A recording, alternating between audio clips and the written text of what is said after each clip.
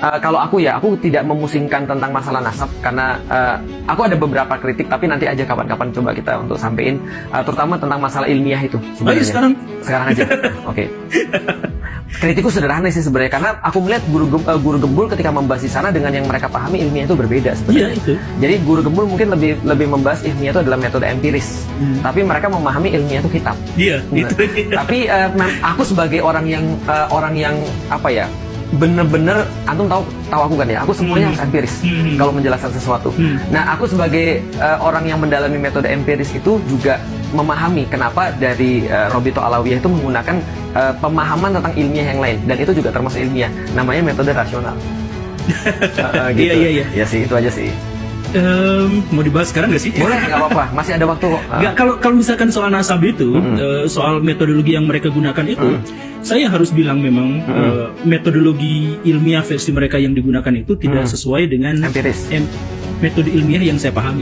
Karena metode ilmiah yang saya pahami itu adalah selain rasional juga harus empiris. Betul. Jadi dia harus bisa diuji. Dan ujinya itu berkali-kali, dan hasilnya itu selalu general, selalu sama. Nah, tapi yang saya berat itu adalah ketika pada era berikutnya muncul sebuah frame bahwa saya termasuk liberal. Gak apa-apa saya disebut liberal, gak apa-apa. Tapi saya disebut liberal karena saya menyebut bahwa ketuhanan itu tidak bisa diilmiahkan. Saya kan bilang, masalah tauhid saya nggak akan ilmiahkan, saya nggak akan pakai metodologi apapun untuk tauhid. Selesai di situ. Jadi ketika misalkan berbicara tentang takdir ilahi, ketika berbicara wujud ilahi, ketika berbicara pembuktian ilahi, saya berhenti di situ. Saya nggak akan apa. Saya hanya ngambil pada doktrin. Nah, di Quran, di Sunnah nerima, saya terima aja. Seperti itu, selesai di situ.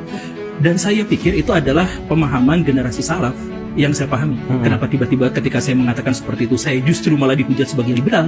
Nah aku jelasin dikit ya. Jadi gini, tadi sebenarnya ada perbedaan tentang metode ilmiah tadi sebenarnya. Kalau kita bisa sepakati dulu, metode ilmiah yang disepakati sama guru gembul adalah seperti penelitian S1 misalnya kayak gitu kan ya. Anggaplah. Nah, kayak gitu kan, metode ilmiah kita punya apa namanya, yang pertama tuh pendahuluan, terus setelah itu ada sistematikanya, ada hipotesis. Setelah hipotesis ada apa namanya, ada apa waktu itu ya, metode penelitian, metode penelitian, lalu kemudian ada percobaannya, data-data disajikan, kemudian pembahasan. Nah, itu kan metode ilmiah, sesuatu yang tadi lewat eksperimental dan diulang-ulang. Nah, dalam pandanganku yang aku pahami, metode ilmiah itu beda dengan metode rasional dalam menentukan logika kebenaran. Karena kalau metode rasional itu sebenarnya lebih dekat kepada deduksi. Sedangkan metode ilmiah, empiris, itu lebih dekat kepada induksi. Itu kan sebenarnya kan itu kan ya. Nah, sehingga contoh kayak gini, ketika dikatakan bahwa akidah itu tidak ilmiah, antum pasti diprotes. Karena akidah itu sangat ilmiah secara rasional.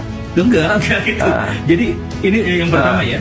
Yang tadi disebutkan itu sebenarnya bukan metodologi ilmiah, itu adalah sistematika penyajian dalam metodologi ilmiah. Itu yang pertama. Nah, metode ilmiah yang dimaksud itu beginilah. Kita menyebut sesuatu sebagai ilmu, kita menyebut sesuatu sebagai ilmiah kalau sudah mengikuti kaidah ilmu.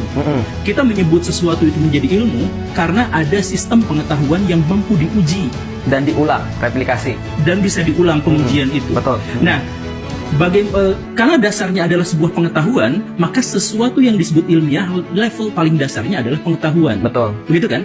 Nah, sekarang kita mengetahui konsepsi tentang Tuhan, kita mengetahui, tapi kita nggak mungkin mengetahui zat Tuhan.